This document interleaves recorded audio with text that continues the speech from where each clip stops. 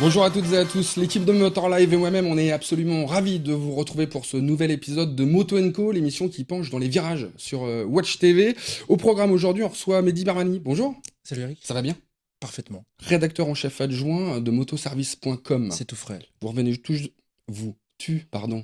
Oui. Tu reviens tout juste de l'ECMA, ça s'est bien passé? C'est super bien passé.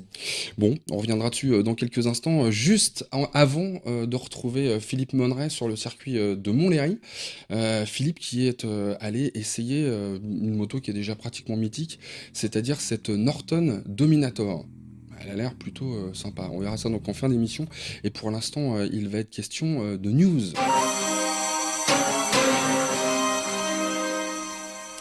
Et parmi les grosses nouveautés présentées cette année, notamment chez BMW, alors on pourrait bien sûr parler des 90, Pure, des Racers ou encore de l'Urban GS, mais alors absolument impossible de ne pas évoquer la nouvelle R1200 GS présentée la semaine dernière à l'ECMA de Milan. Donc elle change résolument de look, elle va maintenant se décliner en deux versions supplémentaires en plus, une version luxe baptisée exclusive et puis une version sport baptisée Rally, et malgré son côté très enduro qu'on voit en ce moment, quelque chose me dit qu'on devrait rapidement en croiser sur nos routes, même s'il y a de grandes chances qu'elle dépasse malheureusement les 16 000 € hors option. Pour rester dans le côté baroudeur, plus surprenant peut-être, Honda s'apprête à lancer sur le marché une sorte d'OGM à mi-chemin entre scooter et trail.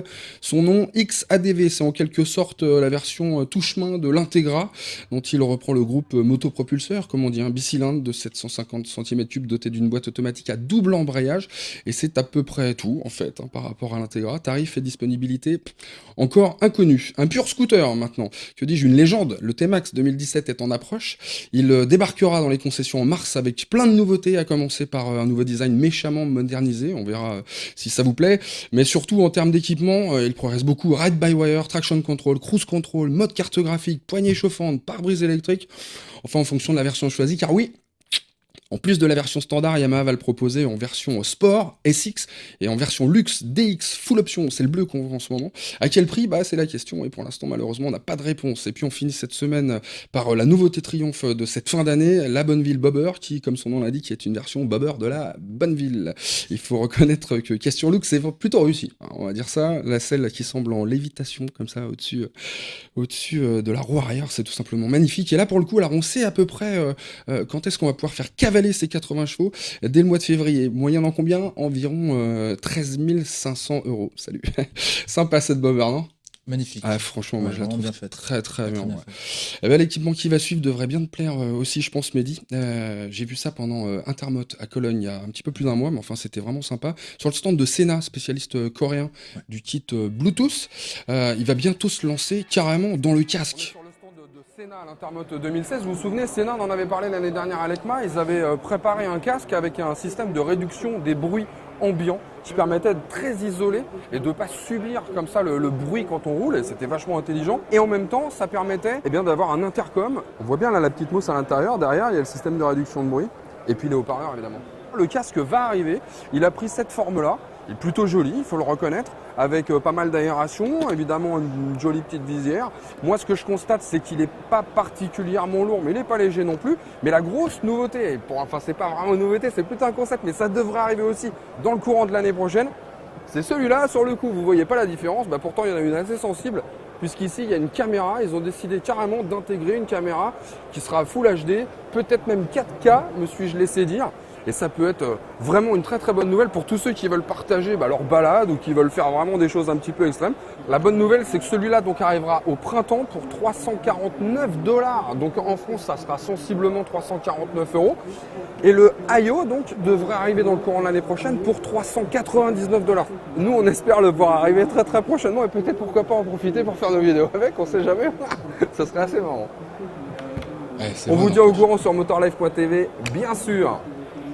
C'est toujours bizarre de se lancer, ensuite de se désannoncer. C'est toujours un petit peu particulier ce truc-là. Alors Mehdi Barmani, rédacteur en chef de motoservice.com, je le rappelle, site actu moto, scooter, voiture même, figurez-vous. J'ai pas l'impression que du côté des petite et moyenne cylindrée, il se passe des choses. Là, on regarde Ouais, il se l'ECMA, passe c'est quelque fou. chose, ouais. On a vu beaucoup de nouveautés sur ce segment à l'ECMA, une dizaine. Moi, j'ai compté entre au-dessus de 125 Ouais. et puis 500, on va dire, maximum. Et puis, ce qui est sympa aussi, c'est qu'on voit apparaître des nouveaux genres. Jusque-là, on avait des roadsters. Mm. Là, on a une gamme trail mid-size qui commence à se dessiner avec de belles machines. Donc, jusqu'alors, c'était plutôt réservé, entre guillemets, aux constructeurs exotiques. Mais Mm. là, les grands constructeurs s'y lancent. Et ça augure justement d'une belle catégorie pour l'avenir. Ouais, on va voir en plus plein de modèles parce qu'on a été évidemment faire des images Ouais. à Milan. Et il y a beaucoup de choses en fait qui sont présentées. Ce qui est assez surprenant effectivement, c'est le fait. Alors c'est surprenant en même temps, ça l'est pas. Le fait qu'on voit arriver un petit peu du touring, un Ouais. petit peu du trail, hein, comme ça en petite et moyenne cylindrée. Bah ça tient à quelque chose qui est tout bête. C'est que c'est la mode, y C'est la compris dans mode. les grandes cylindrées. Ouais, c'est vrai. Et puis, il y a la législation aussi.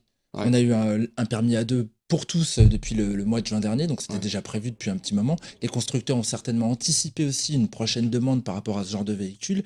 Et du coup, ils ont développé des engins qui existaient déjà dans des gammes supérieures, hein. Par exemple, chez Suzuki, la V-Strom 650 et 1000, et aujourd'hui, on a une 250. La Versys, pareil, on va Mm. avoir une 300, même BM avec une GS Ça c'est fou. 310. On croirait pas comme ça.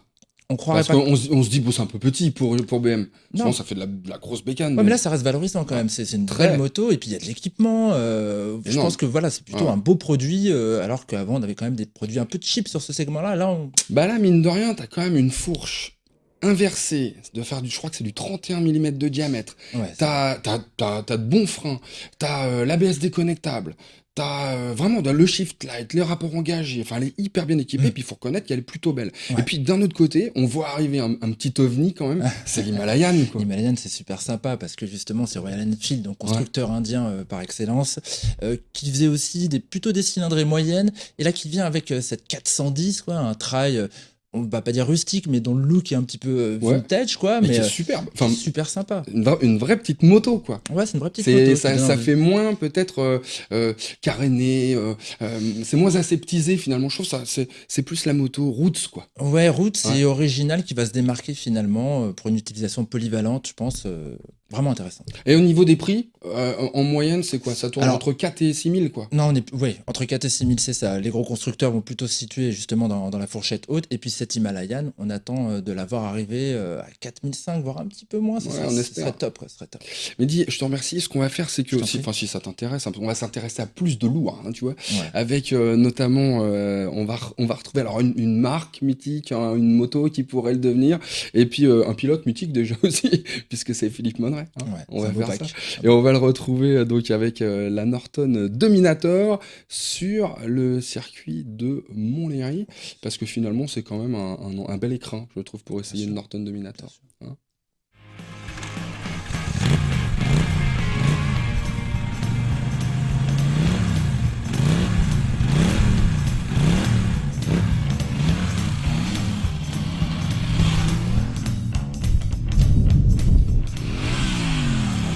Quand on est à Montlhéry sur une Norton, une marque qui a été fondée en 1898, on a un sentiment particulier. Et Norton qui est une marque incroyable avec énormément de succès en Grand Prix avec les monocylindres, une marque qui est légendaire. 1970, donc c'est en 1970 qu'on a vu arriver la première commando bicylindre typique de Norton pour essayer de lutter face aux Japonais. Après son arrêt en 1978, la marque anglaise nous revient en 2010 avec la Commando qui a servi de base à cette Dominator sortie en 2016. Le moteur de la Norton est un twin parallèle de 961 cm3 calé à 270 degrés et non plus à 360 comme avant avec un balancier d'équilibrage mais toujours à carter sec.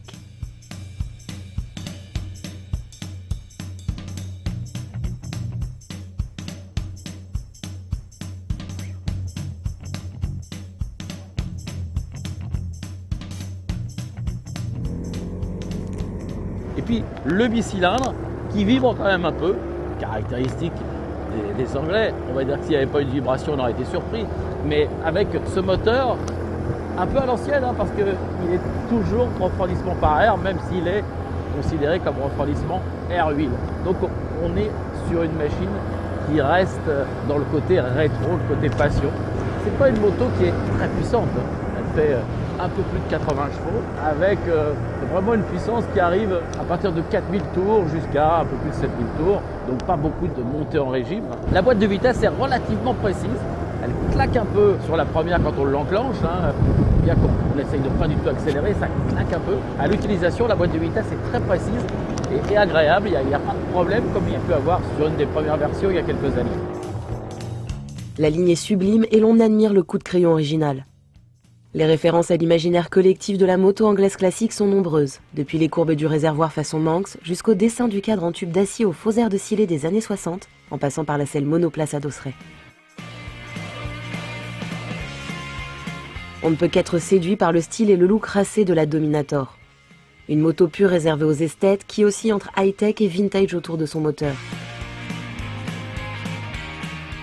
Il est vrai que le train avant impressionne avec sa fourche inversée aux Lins de 43 mm et ses 2 disques Brembo avec étrier monobloc à montage radial.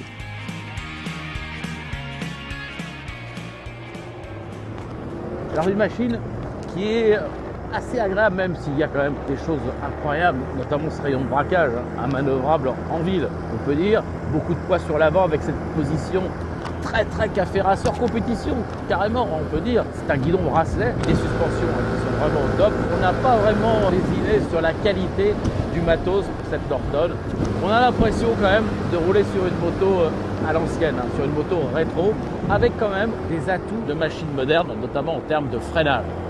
Avec des disques de 320 mm, un très bon feeling avec le frein avant en entrée de virage. Et c'est vrai que si on n'a pas de fortes sensations en termes de puissance, on a quand même une moto agile, une moto précise, une moto où on a envie de se balader, d'avaler les kilomètres. Mais attention, il ne va pas falloir en faire trop parce qu'elle est quand même fatigante au niveau de la position. On est très peu protégé par ce saut de vent. On est quand même content de piloter ce genre de moto. C'est vrai que ça fait rêver, on a l'impression d'être revenu dans les années 70.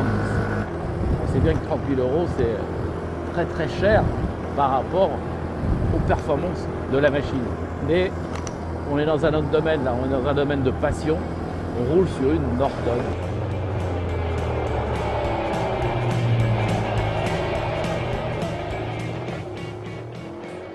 Ça fait rêver. C'est vrai. Merci Mehdi beaucoup d'être venu. Vous reviendrez? Tu reviendras? Bien sûr, je Je vais reviendrai, y Eric. arriver, À bientôt. Non mais il paraît, tu sais comme on se connaît, il faut absolument qu'on se dise. On ira ensemble essayer la Yamaha MT-10 sur les routes d'Espagne. Et si vous avez manqué cette émission ou si vous voulez la revoir, vous avez juste loupé le début, eh ben vous pourrez le faire sur Watch TV parce que c'est rediffusé. Et puis si vous voulez voir tous nos essais, eh bien c'est motorlive.tv. Salut à tous, bye.